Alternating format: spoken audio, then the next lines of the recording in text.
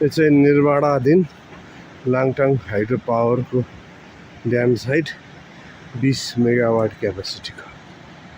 हामी अब यहाँसम्म चाहिँ गाडीको बाटो रहेछ, तर हामी हिँडेर आयौँ स्याफ्रुबेसीबाट।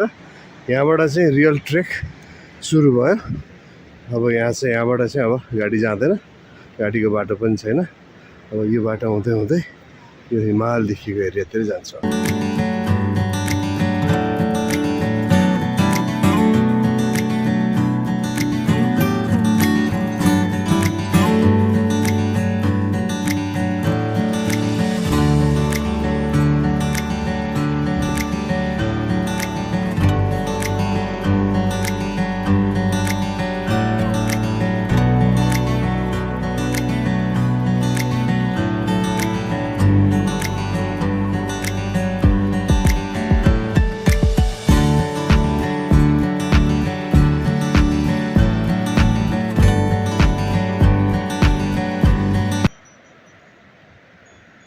घोडा तबेला भन्ने ठाउँ,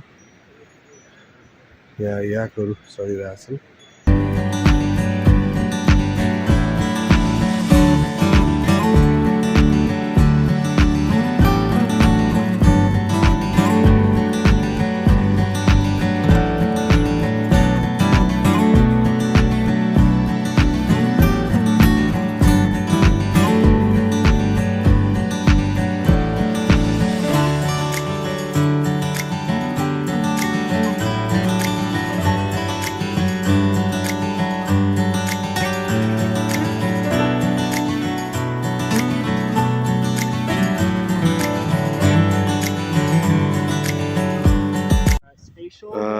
यो चाहिँ क्यान्जिन गुम्बा, तर भ्याली देखिन्छ, माउन्टेन यहाँ।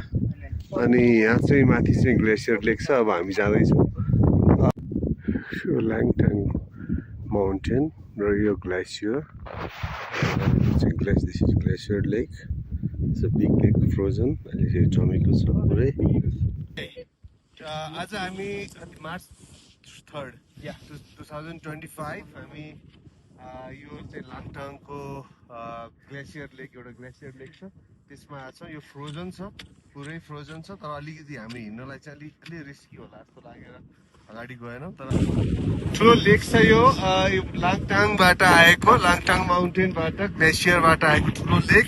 अनि यो तल गइरहेको छ, यो चाहिँ माथि फ्रोजन छ, फ्रिज छ, तर तलबाट चाहिँ यो पानी बगिरहेछ। तल राम्रो एउटा हाइड्रो पावर छ, यो एरियाको लागि बत्ती जेनेरेट गरेको छ। हामी आज अभिनव र म, we are father and son, means यहाँ चाहिँ हामी घुम्न आएको थियौँ। एकदमै रमाइलो भइरहेको छ, धेरै धेरै राम्रो एक्सपिरियन्स हामीले गेन गरिरहेको छौँ। Thank you so much. Thank you.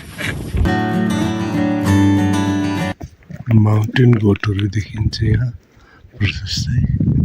यिनीहरू चाहिँ यहाँ चलिरहेको देखिन्छ, लगभग कलर उस्तै छ ल्यान्डस्केपसँग देखिन्छ।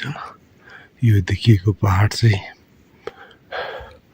लाङटाङ हो भने यसरी माउन्टेन गोट देखिन्छ। हामी चाहिँ अहिले चाहिँ यो तलबाट यो जुन देखिएको सानो बस्ती छ लाङटाङ कान्जी भ्याली, त्यहाँबाट आएको हौँ। हामी जाने फर्किने बाटो चाहिँ यो हो। अब यता सबै हिमालहरू देखिन्छ।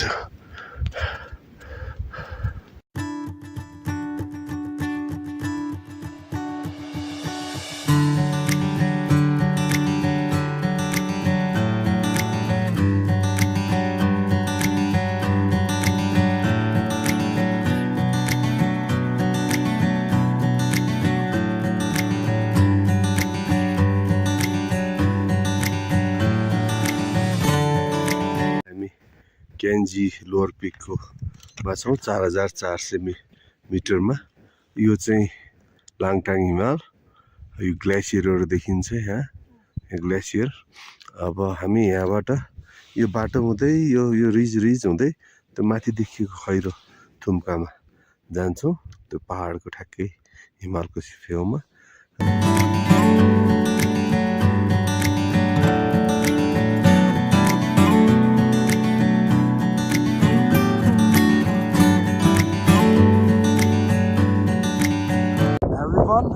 Welcome Upper Kanzin 3, 4,700 meters. We made it! Woo!